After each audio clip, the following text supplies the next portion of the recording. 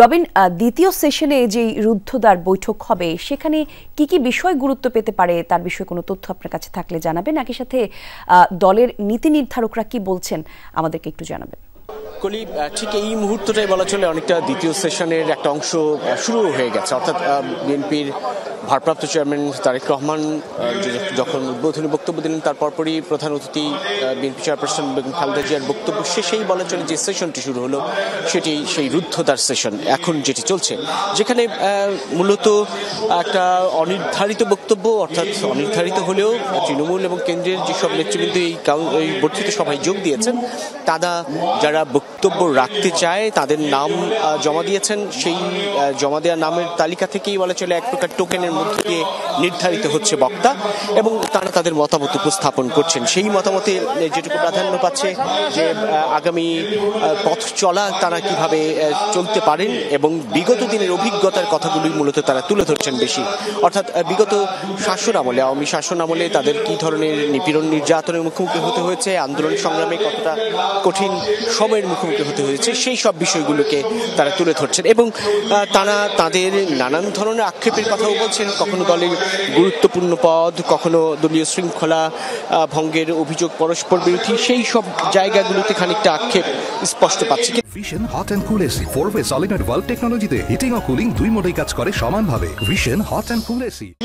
এর আগেই মূল বক্তব্যে, উদ্বোধনী বক্তব্যে বিএনপির ভারপ্রাপ্ত চেয়ারম্যান তারেক রহমান স্পষ্ট করে দিয়েছেন যেন প্রত্যেকেই সম্মানের সঙ্গে অপরের প্রতি তাদের অবস্থান, বক্তব্য সেসব তুলে ধরেন। অর্থাৎ কোনো ধরনের বিরূপ পরিবেশ যেন সৃষ্টি না হয়, সেসবের মধ্য দিয়ে যতটা আলোচনা গড়ানো যায়, যতটা নিজেদের মন্তব্য তুলে ধরা যায়, সেই সব আহ্বানটুকু জানানো হচ্ছে এবং মূলত একটা নির্দেশনার অপেক্ষায় রয়েছে প্রত্যেকে এবং সেই নির্দেশনা হয়তো এই রুদ্ধদ্বার সেশনে নির্ধারিত হবে।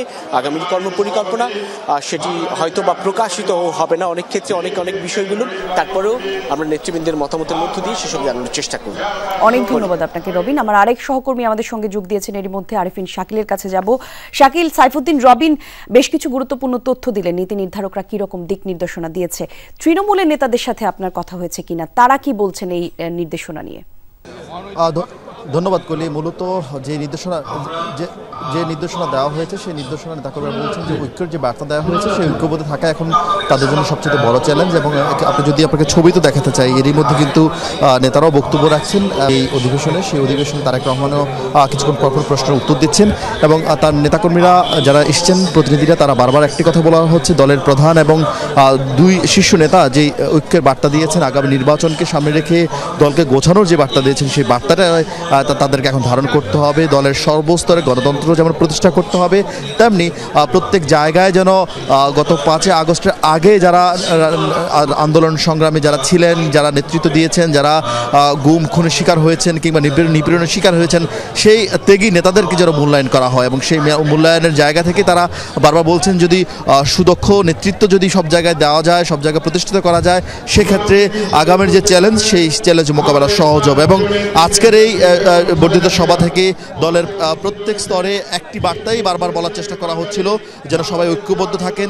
নানামুখী ষড়যন্ত্র করা হচ্ছে এবং সেই ষড়যন্ত্রের মাথায় যেন সবাই ঠিক থাকেন, সবাই দলীয় যে নির্দেশনা সেই নির্দেশনা মেনে চলেন, সেই বার্তাকে তারা মূলত ধারণ করতে চান এবং তারা বলছেন সেই বার্তাকে ধারণ করে আগামী দিনে যে নির্বাচনী বৈতরণী সেই নির্বাচনী বৈতরণী পার হতে চান এবং সেই কারণে যাকেই যেখানে মনোনয়ন দেওয়া হবে, যাকে যেখানে প্রার্থী করা হবে তার পক্ষে যেন সবাই থাকে, সেই বার্তাই মূলত আজকে দেওয়া হয়েছে এবং ধানের শীষের পক্ষে ঐক্যবদ্ধ থাকার যে বার্তা, সেই বার্তা ছিল আজকের এই বর্ধিত সভার মূল বক্তব্য এবং সেই বক্তব্যই মূলত দলের সর্বস্তরের নেতারা ধারণ করতে চান এবং সব জায়গায় যেন দলের সাংগঠনিক কাঠামো যেন শক্তিশালী হয় এবং সেই বিষয়টি মূলত আজকের এই বর্ধিত সভা থেকে নিশ্চিত করা হয়েছে। কলি। আরিফিন, ধন্যবাদ আপনাকে।